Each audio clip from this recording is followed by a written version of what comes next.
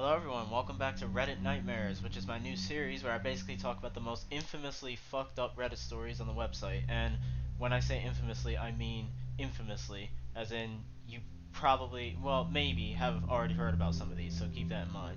This is a cheerful story about the Redditor who was poisoned by his own mother.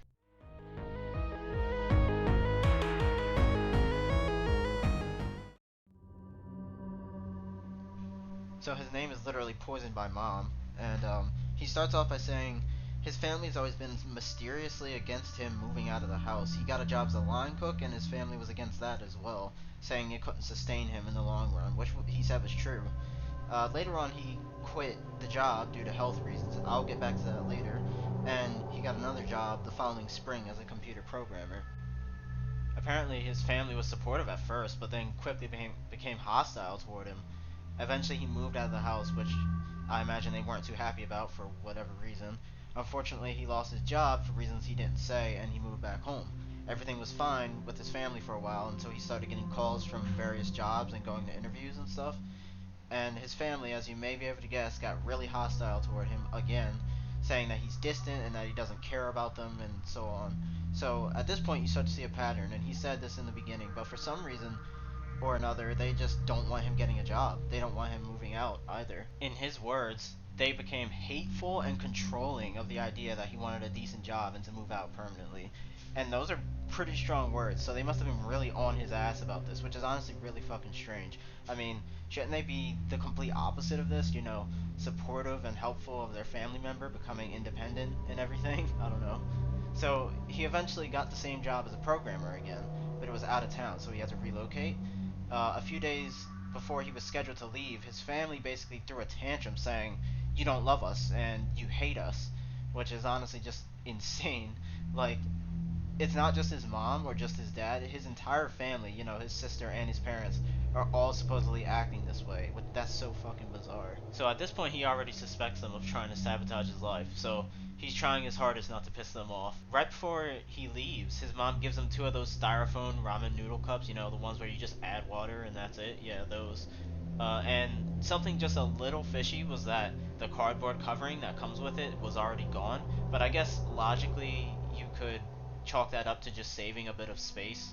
I don't know. She gave him a few other things to eat as well, and he didn't bother eating them apparently. So he arrives at the town, goes to work the first day, comes back to the hotel room, and he decides to eat one of those ramen noodle cups.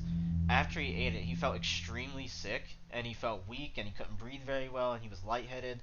The thing is, he recognized this exact feeling from about 3 years prior, like 2011. This was posted in 2014, I think, after eating something his sister gave him. But back then he didn't think much of it because if you recall in the beginning of the post, he said he quit his first job because he was really sick, and he just assumed because he, like when he felt this way, that it was just his illness getting worse. So yeah, he didn't think much of it. So he just drank a bunch of water because apparently that's what helped him the last time this happened. And over the week, his mom continuously called him to remind him to eat the ramen noodles over and over again. So yeah, fishy as fuck. And he didn't tell her he ate them, and he eventually suspected that he'd been poisoned.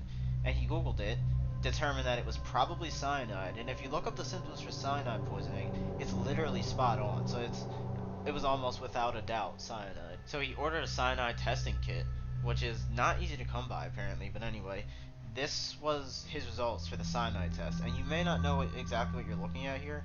So, to my understanding, what you do is you get a liquid sample of whatever it is you think may have cyanide in it, and you place about 3 drops of the sample onto where it says place sample here, and the substance will move across the card from left to right, and if the substance does have cyanide in it, a blue streak will appear right above where it says cyanide detected. If it does not have cyanide in it, a blue streak just won't appear. It just won't show up. And as you can see in his test results, there is in fact a blue streak on there, so his mother without a doubt attempted to poison him. And that brings up the question, did his sister try to poison him in the past? Personally, I think she definitely did. Why they don't want him to pretty much be independent and move on with his life is to such an insane degree is beyond me, and I think it's beyond him too. The last thing he says is that he's calling the cops and that he will never speak to his family ever again, and I don't blame him. He gave one last update, and apparently he talked to an officer, showed him all the evidence and everything, and unfortunately they couldn't do anything about it since the package was already open. I assume he's talking about the ramen. He doesn't clarify, but that's what he says. But that's about it. Legitimately fucking disturbing, in my opinion. I can't imagine coming to terms with the fact that your own mother and possibly even your sister attempted to pretty much kill you. That's just insanity. It's unfortunate that the police couldn't do anything about this, but at least he'll never have to be in that situation ever again, I guess. Hope you guys enjoyed, and I'll see you guys next time. Peace.